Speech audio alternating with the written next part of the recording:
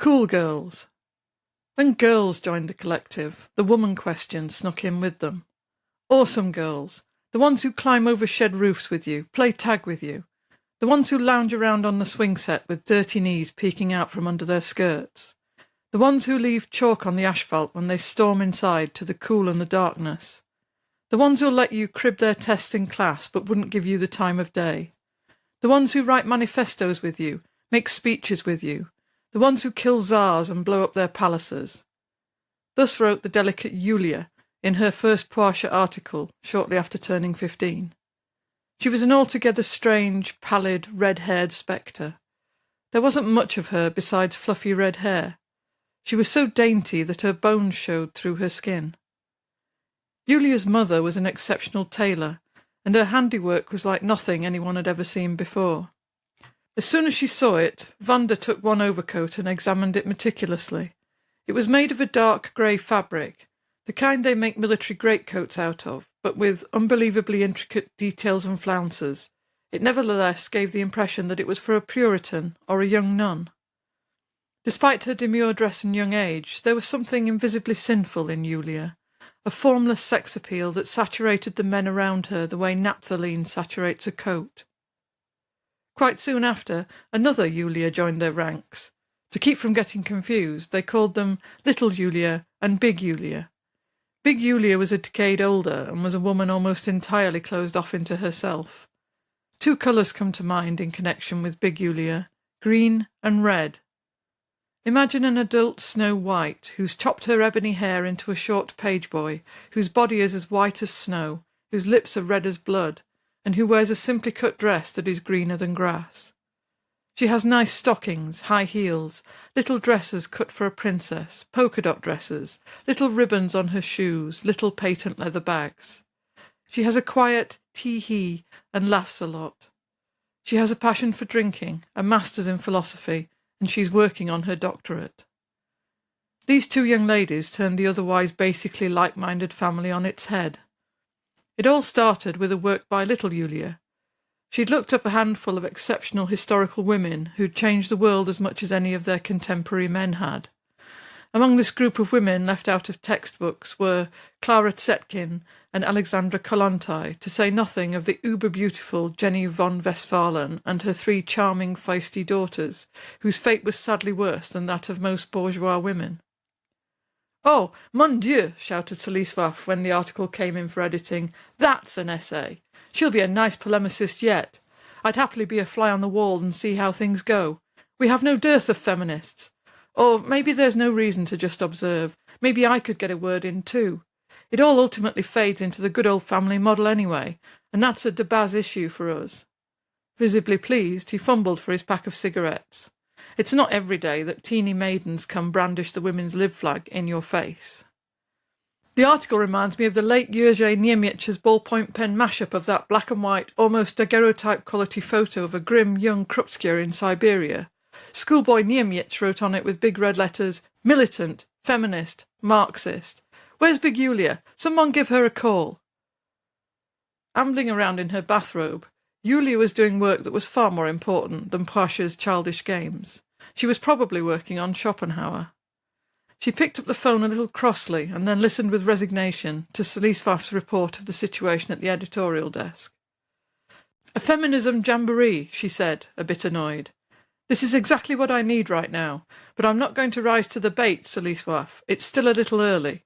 I haven't opened a bottle of wine yet, but I'll assert, just gently, that if I have to choose between a traditional family model with a bunch of hostile, miserable warriors all dressed in black, and a New Age belief in Earth Mothers who carry the seeds of Earth femininity and preachers of so-called soft values, I probably don't need to tell you where my sympathy lies. But on the other hand, just know that I completely agree. The woman question, such as it is, shouldn't only be the purview of women's mags, where it ends up next to beauty tips and anti-aging strategies. But please, I'm working now." She hung up the phone and added a little hot coffee to her half-empty mug before sitting down in front of a thick book of philosophy. She shrugged and grumbled something. She hadn't published a single thing in Pasha. Writing is a kind of exhibitionism. It demands that a person both not take themselves too seriously and yet also manage to believe in the fruits of their work. To hell with all those fanatics. Then again, they are sweet, like mice born yesterday. All the same, their homeroom teacher did finally manage to get the tetchy lady to write, and the 3 bites he succeeded in flattering out of her were absolute jewels, as if an academic paper had accidentally wound up in Gwiazda, a children's magazine. What kept such a genius at Marcia? They would say later, tenderly, that it really had been a little place for loners. The editorial board no longer met at Vander's, but in Arcadius's spanking new atelier people called simply the studio. Today, a gentleman mainly interested in observing was staggering around there. He did not write anything to be published himself, but he was harsh in his criticisms of everyone else's work. Such people are necessary too.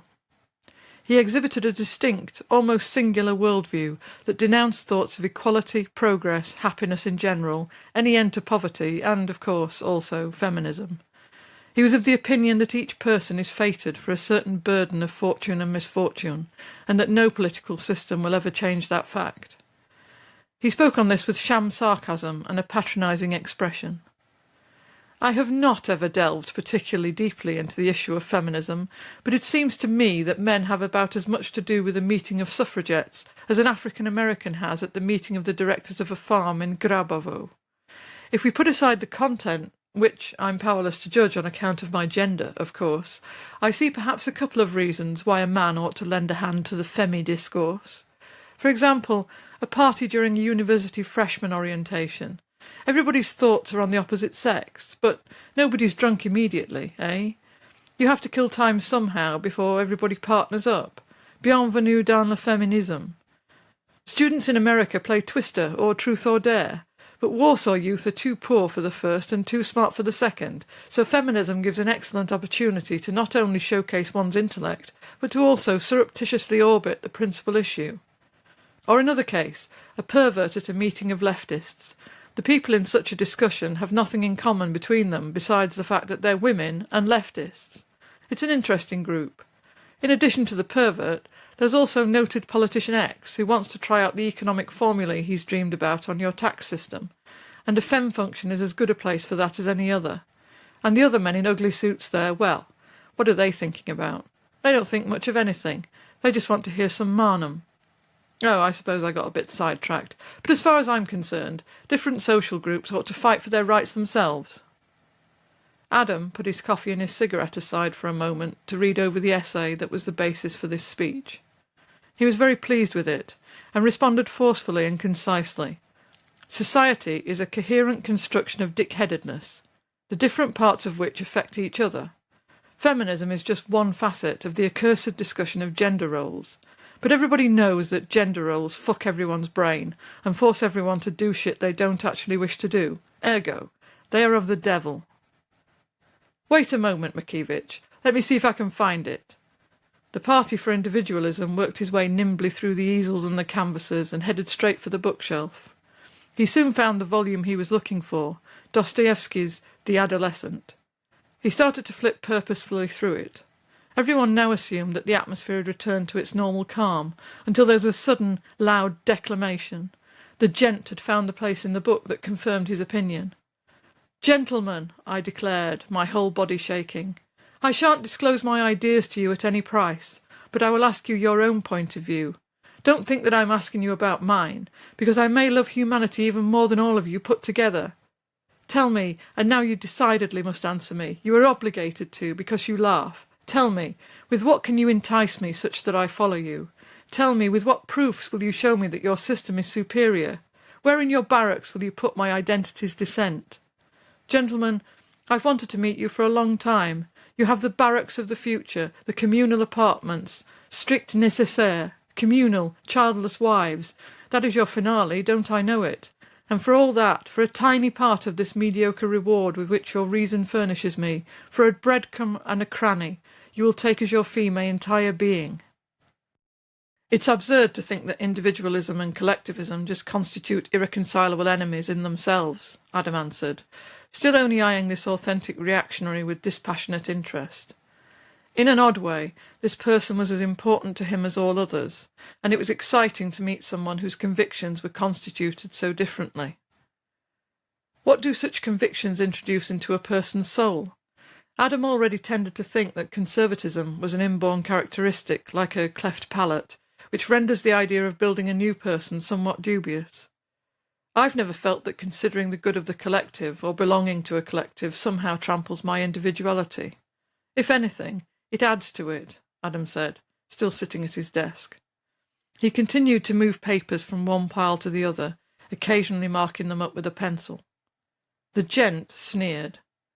Adam summarises the leftist Bible nicely. The trouble is that there's nothing more stupid than people who fight stupidity.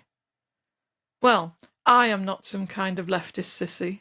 You have to take things objectively. If you can only choose your occupations, interests or ideas from a list of things that aren't considered stupid, what's left? Adam was still calm and reasoned. The gent clearly wasn't any more. Well then, am I the first thing that comes to your mind when you hear the words leftist sissy? A fiery glance shot out across the room from beneath his black hairline. The person we're calling the gent now seemed far from gentlemanliness. He was wearing sports clothes and looked like a hooligan, if an unusually intelligent hooligan in sweatpants. He didn't like to talk about his background, which was much too good for all this. Well, yet again, that's a totally mechanistic response. To just say that everyone who's ever fought for progress, for greater fairness, is necessarily absurd. But sure, in all honesty, you do have some sissy traits. There aren't many men who are immune to that. Those traits are called balls, bon sang. Sir Hooligan started laughing. Soliswaf, who'd been following the developing conflict enthusiastically, now got involved. Though he agreed to a certain extent with both sides, in the back seat, you know, he still tended to favour his own man. Nein, mein Herr, couper la cuillère ne va pas guérir le ball. Such a jaunty comment might well have shut down the woman question for some time, but there was fat chance of that. Even a year later, they were getting all kinds of responses from all over the country, among them quite a remarkable little essay that the editorial board even discussed publishing as a contributor's piece. Is anybody up for doing that? Soliswaf called out over the room. You can have a nice classical painting too. But it seemed a bit out of place, a freestanding piece, and too much time had passed since they'd published the essay to which it responded. The Women Men Quake Before, by unknown author. Even in ancient times, there were hardcore chicks, even if the patriarchy sought to disavow them, drive them from historical memory. There were some so ghastly that even feminists don't always dare to bring them up. It was immediately clear to the Greeks that Medea was no chit. Once upon an ancient time, a gang of Greeks with a ship decided to sail to the kingdom of Colchis and nab some treasure, a ratty sheepskin or something. Then Princess of Colchis, Medea, fell in love with then Matalo, Jason. It turns out that Greeks are a bunch of mama's boys who can't even act like real pirates, so the smitten Medea went and brought Jason the golden fleece on a silver platter. In the process, both Medea's father and brother die, but since the family is an outdated bourgeois relic, it was all the same to Medea. Smouldering with love, the poetic equivalent of monogamy, the young couple arrives in Greece, but immediately discovers that Pelias, the old bastard, certainly doesn't intend to give them a place to stay or a kingdom. Medea agreed to take care of this herself, and she convinced Pelias' daughters that the only way to make their father young again was to cut him up into pieces and boil him. A Turkish bath and a pool, she told them, and they believed her. Yet, however things used to be for the young adventurers, things got a bit hot after that trick, and Jason took his wife and 2 kids into exile at Corinth. Now the tragedian Euripides comes to the stage, and for him a mythology pregnant with incest and fratricide still seemed a bit watery, so, just in case, he splashed another handful of disgust on top to really freeze the premiere audience's blood. To start off, a chorus of Corinthian women marches onto the stage, singing a victory hymn to Medea. Finally, they have a spiritual leader who can get them, women, to sing about women, instead of about the history of men's screw-ups. But things don't go according to plan for their leader. Jason, who's finally figured out that he won't get himself an actual kingdom, as long as he keeps behaving contrary to the laws of God and men, starts flirting it up with the local king's daughter, and he sees before him a shining future, a bigger castle and a new wife, a carefree solution to his midlife crisis. In his limitless idiocy, he simply doesn't understand that his complice is capable of anything. "Don't be so jealous," he says to Medea. "This is better for all of us, better for our children. Forget what we had before. That was just an infatuation." Medea is ready to faint. First of all, she's undocumented in a foreign city. According to the laws of the time, or at least the laws of Athens at the time of the production, she's an immigrant with no rights, and her children are the children of a foreigner, and so also immigrants. In a normal case, a woman would just go home to her parents, but Medea's dad, well, oh right, he's not around anymore. But what are some shitty laws to her? Jason made her a promise, and now he's spitting on her honour. Honour, of course, meant everything to a character of the heroic age. Jason doesn't grasp that Medea understands honour as a quality of a person, not of a gender. "All right," Medea says through her teeth. "All right." And she asks the big cheese if she can have another day's grace period to get her things in order. And voila, everything's sorted. She makes sure to poison both the king and the princess. And now she's whatever about Jason. Come what may, but you have to really free yourself from this kind of scumbag. And the only thing that still connects her with this deadbeat is their children. So Medea kills them with a sword, chasing after them from room to room while the chorus of women vomits from horror outside. "Now live how you like," Medea finally says to Jason. "No point killing your kind of dog. For a bastard like you, I killed my own children. Do you have any idea what it means to give birth? I'd rather join the army and go into battle than birth again." Which isn't a surprise, considering maternal death statistics. At that time, people generally went into labour and battle about the same frequency, once a year. "Au revoir," Medea tosses over her shoulder, and she takes off over the heavens towards Athens in the chariot of Helios. Not towards the sunset, no, as the sunset. Fortunately, the Circle's satellite women, feminists and not, were very nice people, and not such deranged maenads. But all of them had to be cajoled at great length before they'd offer up any contribution pieces, because they were somehow horribly apathetic and sceptical when it came to this holy undertaking. Vanda swore to Adam that she couldn't write to save her life. Even if she had all the right qualities of an educated person, she'd even flunked out of school. And not in the way Adam had. Adam, who miraculously managed to get his certificate after spending 6 years at night school with the attendance record of a lunar eclipse. Things had not nearly gone so well for Vanda. Not that she hadn't tried, but nothing worked out for more than a couple of weeks at the beginning of September. It all just sort of happened. Her parents got divorced, her beloved grandmother passed away, they moved to a new place, school got dropped somewhere, pointless school. Everybody, without exception, everybody loved Vanda. She was always so damn elegant, which is incomprehensible because her apartment was messy as all hell, even if they did take the gigantic clothes heap and put it in a pile somewhere a couple of times a year. She looked like a diva in the clothes she pulled out of this hell. They were obviously unironed and unwashed, but that didn't matter. At the time, she almost always wore dresses, and her appearance was reminiscent of the glamorous film stars of the 30s. A little head with heavy hair at the end of a long, thin, beautiful neck. Beautiful hands, beautiful legs. Her mode of expression was amusing, adult in its own way, and a little bit didactic. But she was a more perfect bohemian than many of the toffs around her, and was so in her own free spirit. It really is peculiar how the clothes that people wear mirror their inner worlds. Soliswaf, for example, didn't change at all, and still looked the same even 10 years later.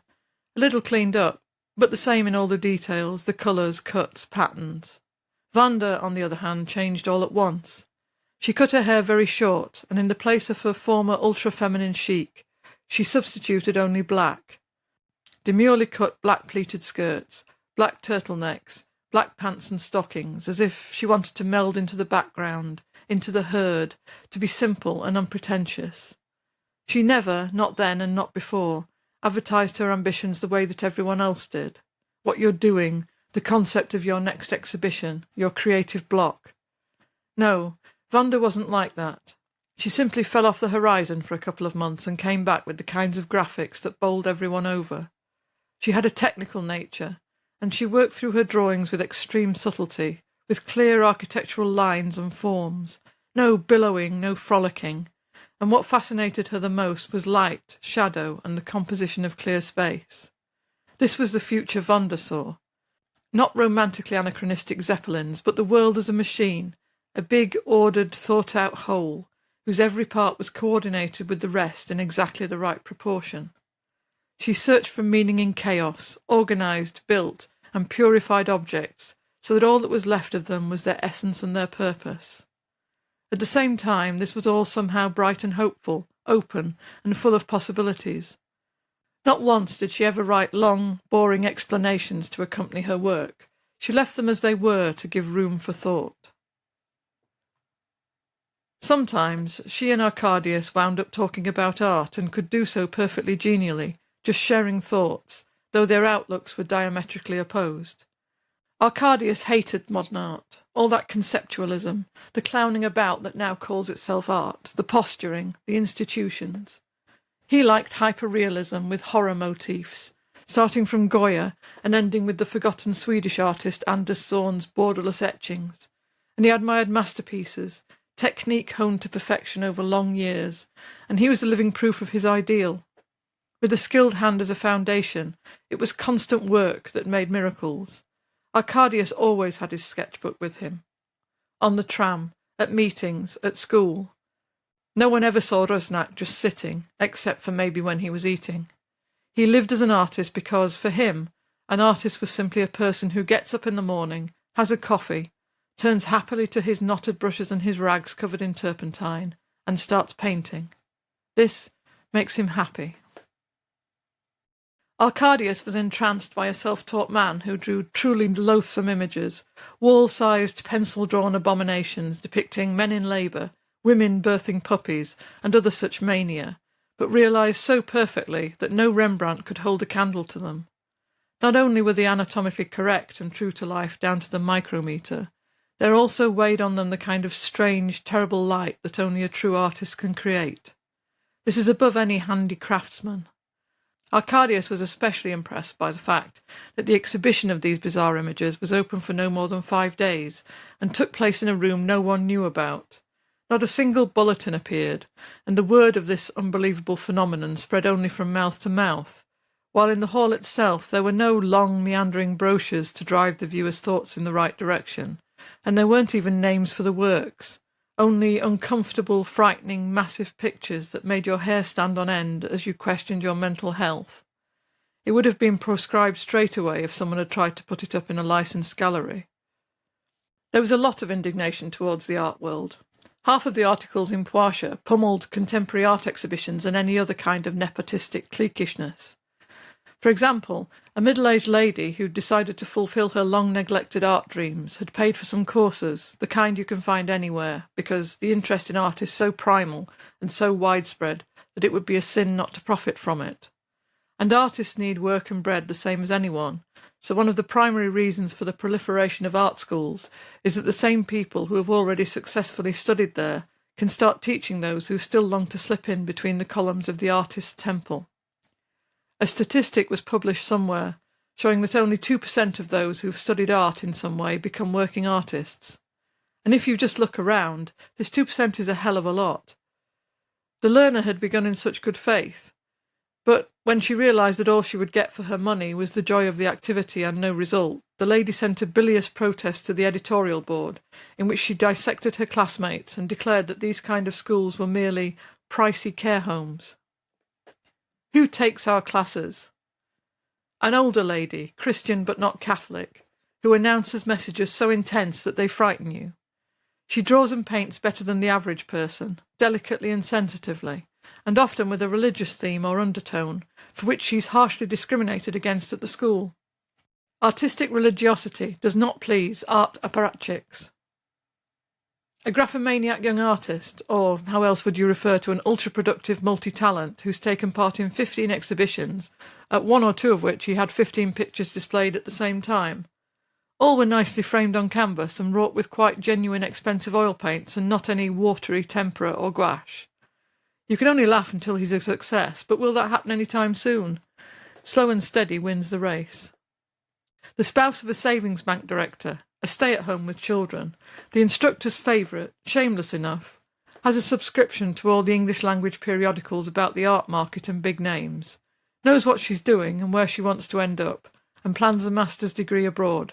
Makes you jealous, but no one can deny she's a strong talent. The citizen of a neighbouring country that some would say is a bit off.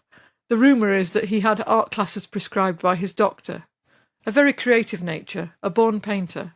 Wears a beret. Once brought a jar of homemade soup to a sculpture class. It had big chunks of meat and whole potatoes in it. Gets awfully on your nerves because he never seems to know what he's saying. It's usually that someone's bullied him at work. Another stay-at-home with children. Super relaxed. You might think she's mute. Nothing tickles her fancy. Always wears black. Takes every course free and paid. Likewise, has the info on every course free and paid. Very kind. Her children's waiter. And as an artist, not simply a naivist with a sexual undertone, but an overtly ultra-sexual naivist. A sexual female Nikifor. An extremely exciting person. The queen of the drawers, who might spend 16 hours in a sitting scribbling at a drawing with a tiny pencil, who doesn't compromise on perfection, exactitude or attentiveness, and who shows a world of miraculously subtle detail. Oi, how she complained that she doesn't have the knack, doesn't have the brushes, or a more vibrant colour, that she can't paint and, oh yeah, that she also works too hard at it. A bon vivant and a raconteur, a genuine conceptualist. Anything he puts together, the story that goes with it is 10 times more powerful.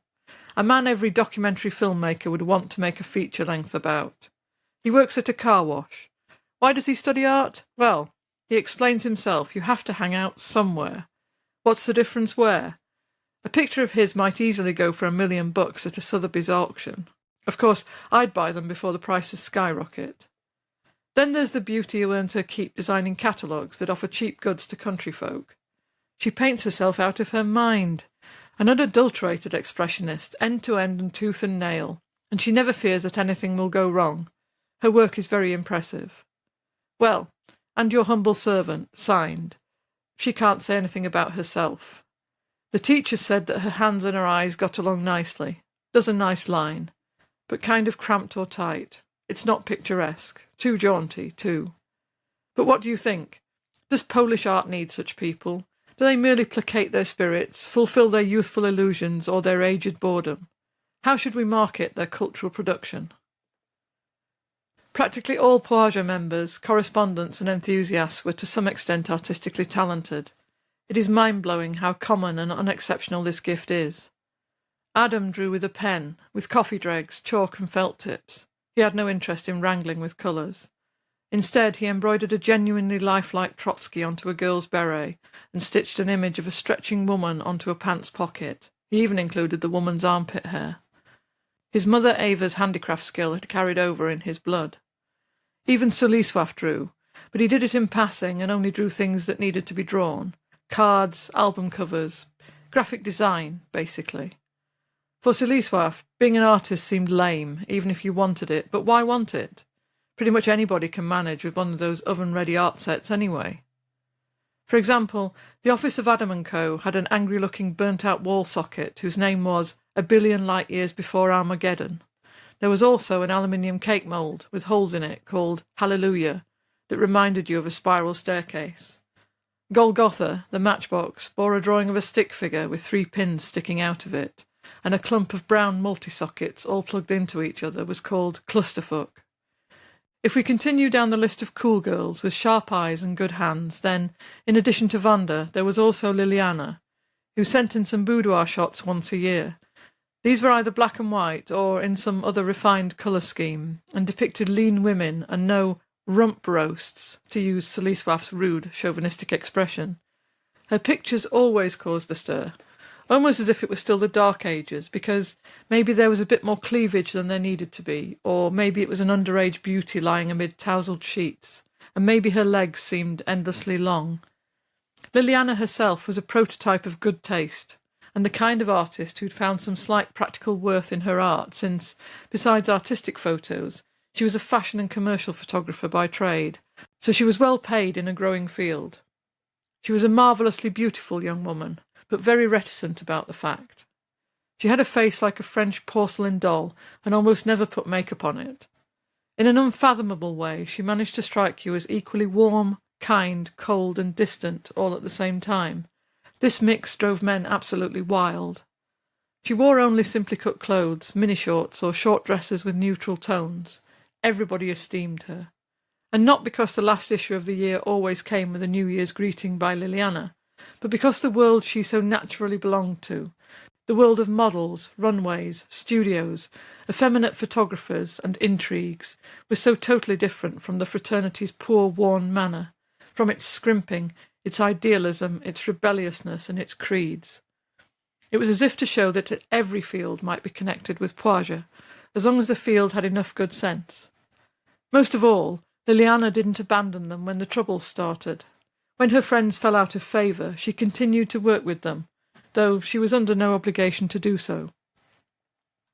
Because many people did distance themselves.